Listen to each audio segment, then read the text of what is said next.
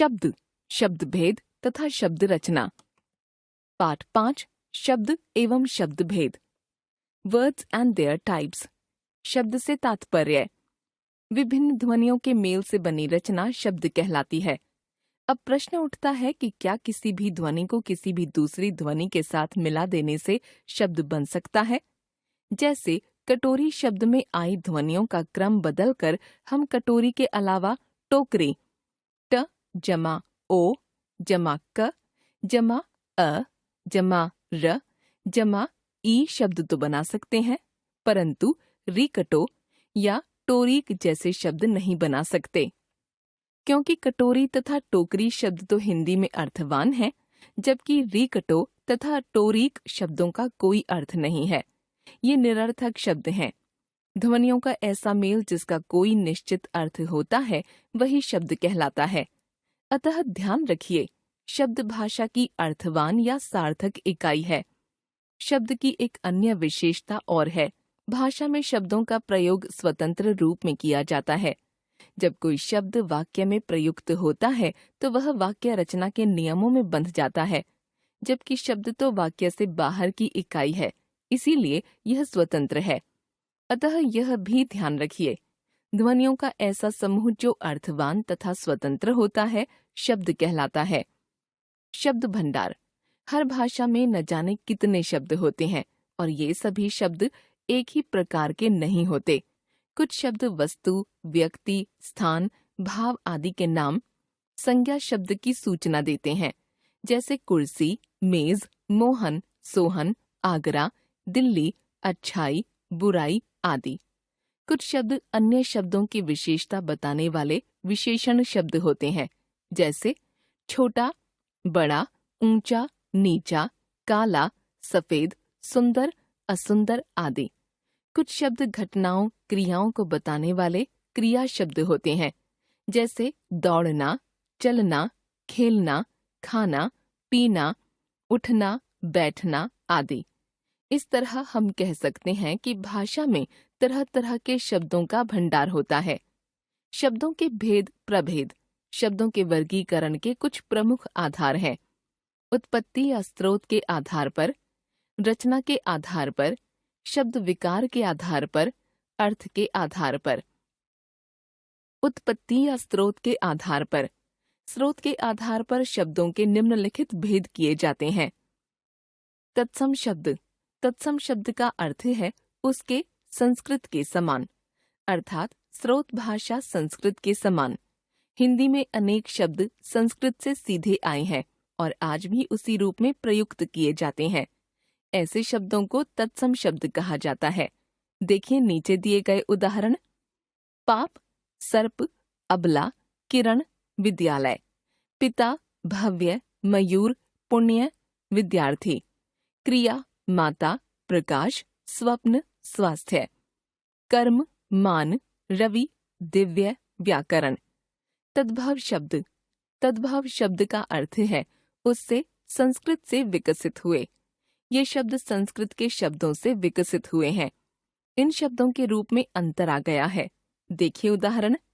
तद्भव शब्द मूल संस्कृत शब्द दांत, दंत, सांप, सर्प, दो, द्वि, रात, रात्रि, हाथ, हस्त, दूध, दुग्ध, मौत, मृत्यु, 100, शतम, क्षण, क्षण, ओठ, ओष्ठ।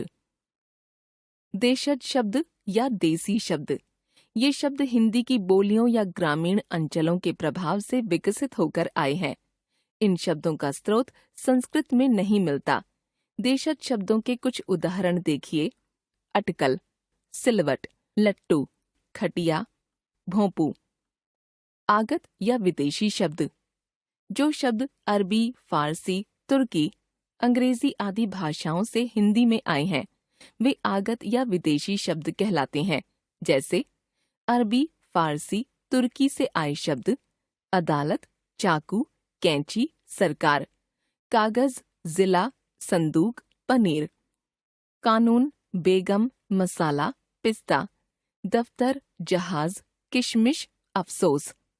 अंग्रेजी से आए शब्द doctor, centre, tomato, cigarette, cap, toast, biscuit. Telephone, chocolate, pastry, glass. Radio, tape recorder, rail. Degree, meeting, station, bank.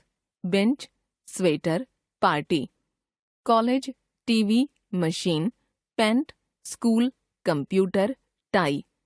रचना के आधार पर आप जानते ही हैं कि हिंदी में लड़का, बच्चा, घोड़ा, आदर, सुंदर, ईमान, किताब आदि तो शब्द हैं ही, साथ ही इनसे बने लड़कपन, बचपन, घुड़सवार, अनादर, असुंदर, ईमानदार, किताबी आदि भी शब्द हैं।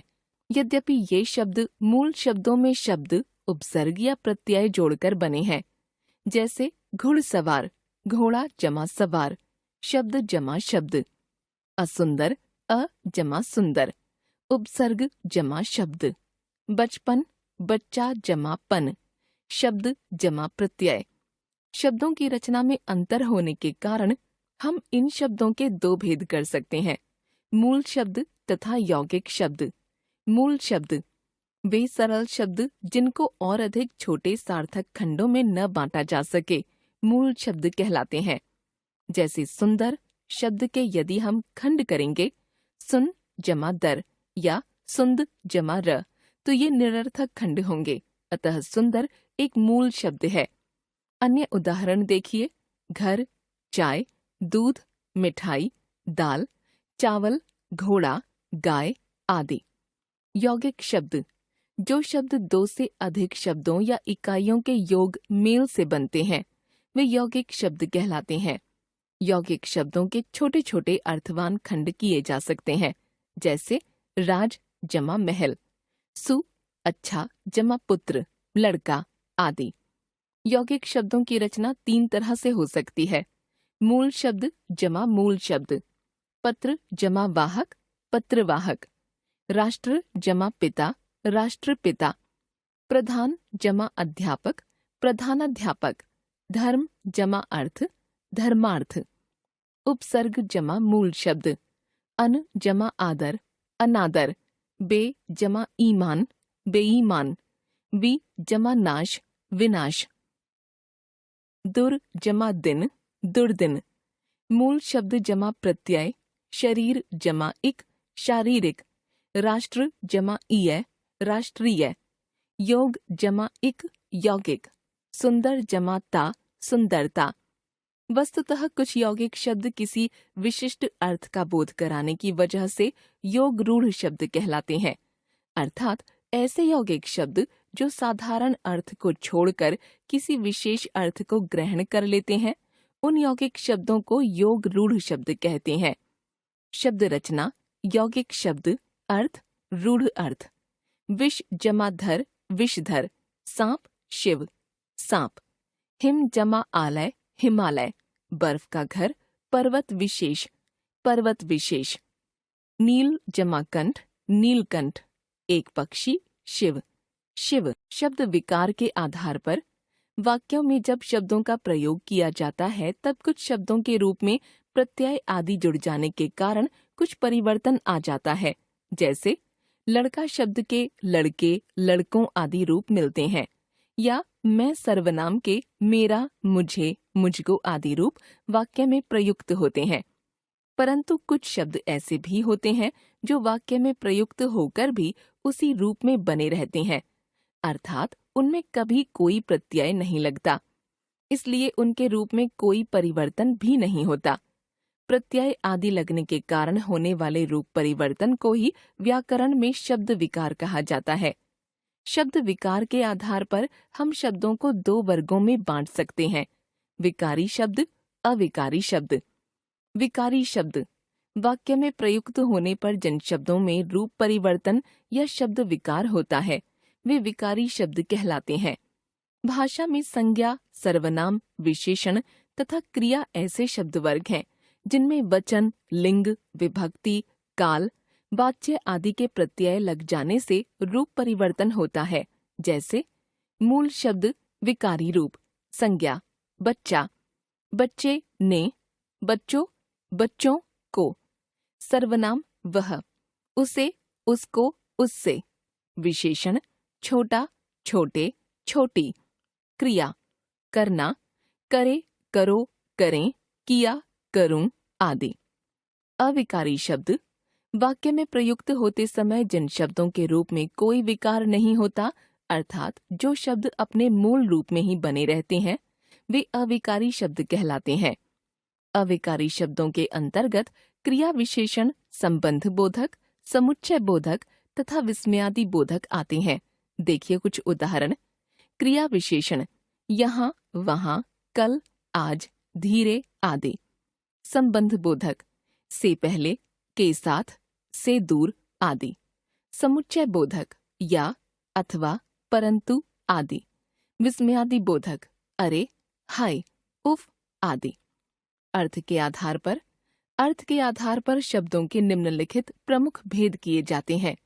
एकार्थी शब्द, अनेकार्थी शब्द, पर्यायवाची शब्द, विलोम शब्द। एकार्थी शब्द जिन शब्दों का केवल एक ही अर्थ होता है, वे एकार्थी शब्द कहे जाते हैं।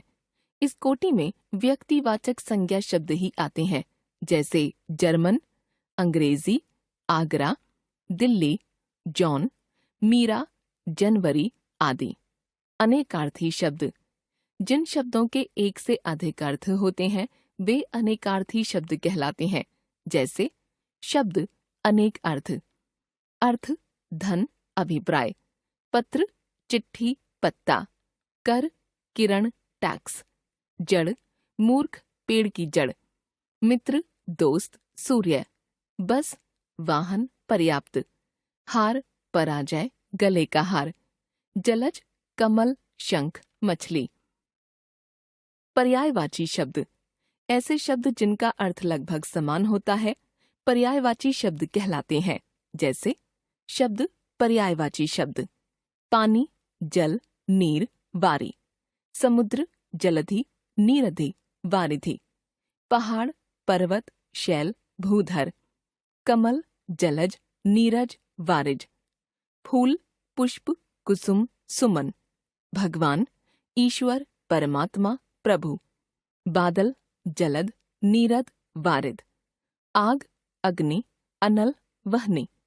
विलोम शब्द जो शब्द परस्पर विपरीत अर्थ का बोध कराते हैं, वे विलोम या विपरीतार्थक शब्द कहलाते हैं, जैसे शब्द विलोम शब्द अंधकार, प्रकाश, आदर, अनादर, उचित, अनुचित, अर्थ, अनर्थ, पाप, पुण्य, दिन, रात, गुण, अवगुण, मित्र, शत्रु। हमने सीखा शब्द की रचना विभिन्न ध्वनियों के मेल से होती है। भाषा शब्द की अर्थवान एवं स्वतंत्र इकाई है। शब्दों का वर्गीकरण मुख्यतः 4 आधारों पर किया जाता है।